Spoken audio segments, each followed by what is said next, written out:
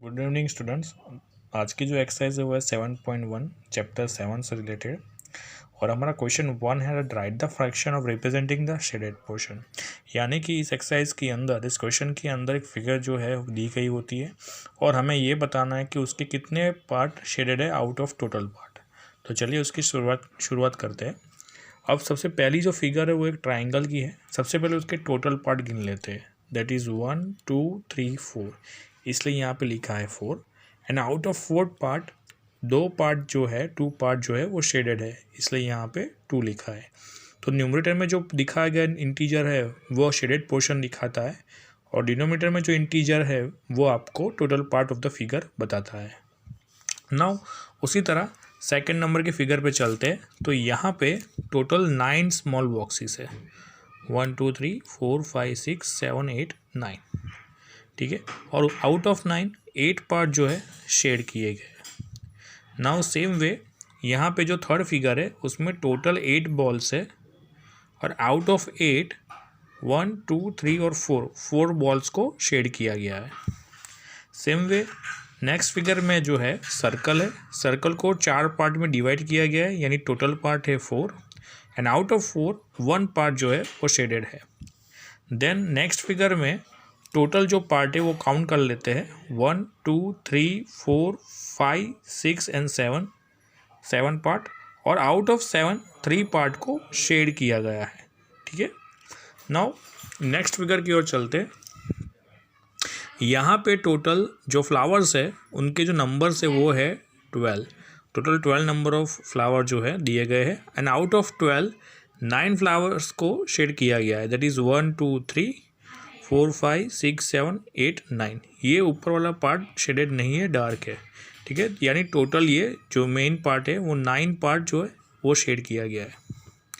Now जो figure है ये नेक्स्ट वाली, उसमें टोटल जो बुलेट्स दी गई है वो है 10, इसलिए यहाँ पे 10 लिखा है एंड आउट ऑफ 10 की 10 बुलेट्स को शेड किया गया है। 1 2 3 4 5 6 7 8 9 10। देन सेम वे जो नेक्स्ट फिगर है ये एक ट्राइंगल है और टोटल नंबर ऑफ ट्राइंगल है 1 2 3 4 5 6 7 8 9, इसलिए यहाँ पे 9 लिखा है एंड आउट ऑफ 9 4 पार्ट को शेड किया गया है। Then next figure is flower. Flower के जो लीव्स है, टोटल लीव्स है 8, 1 2 3 4 5 6 7 8 एंड आउट ऑफ 8 4 पार्ट को शेड किया गया है। नाउ जो लास्ट फिगर है इस क्वेश्चन की वो एक क्रिएचर है, एक इंसेक्ट है, ठीक है। उसको 2 पार्ट में डिवाइड किया गया है, इसलिए टोटल 2 पार्ट लिखा गया है सिमेट्रिकल वे में और आउट ऑफ 2 1 पार्ट को शेड किया गया है। नाउ सेम वे अब नेक्स्ट क्वेश्चन की ओर चलते हैं। तो हमारा जो क्वेश्चन नंबर 2 है that is colour the part according to the given fraction. यानी हमें एक फिगर जो है दी गई है और फ्रैक्शन दिया गया है, हमें उसके मुताबिक पार्ट को शेड करना है। जैसे इस सर्कल के यहाँ टोटल 6 पार्ट है और 1 लिखा हुआ है, यानी कि 1 पार्ट को शेड करना है, तो हमने ये किया है।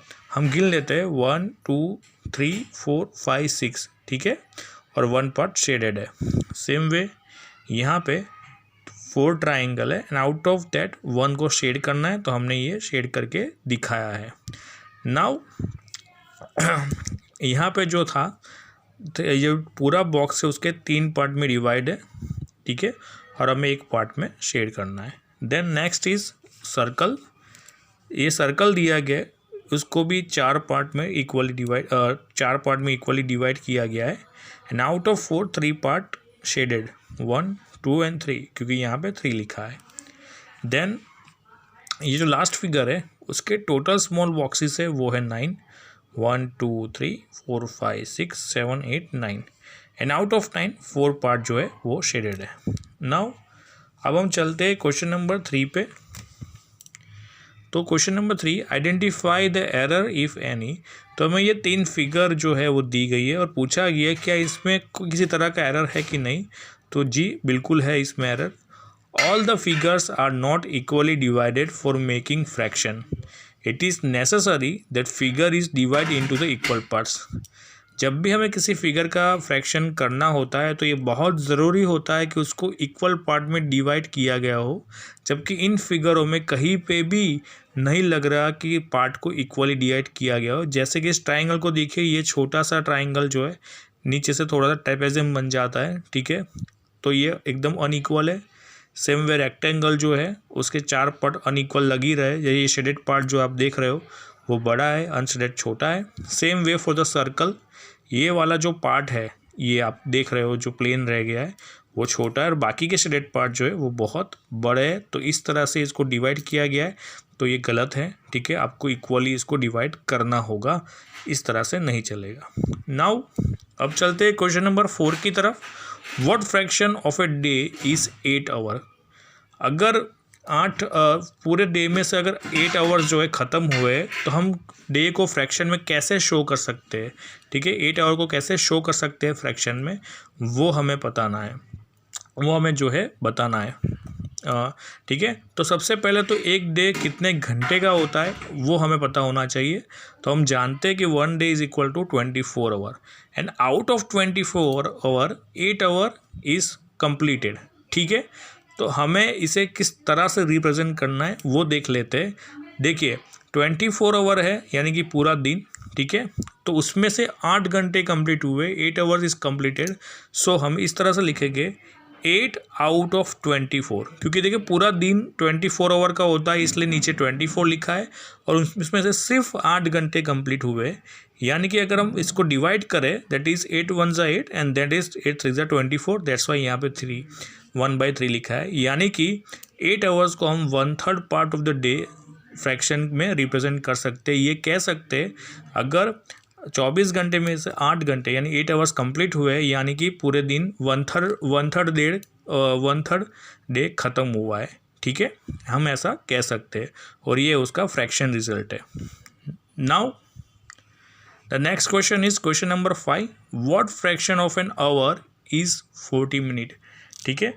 पूरे आवर में से अगर 40 मिनट ख़त्म होते हैं, 40 मिनट ख़त्म होते हैं, तो कितना फ्रैक्शन में हम उसको रिप्रेजेंट कर पाएंगे, ठीक है। बिल्कुल क्वेश्चन नंबर 4 की तरह ही क्वेश्चन नंबर 5 है।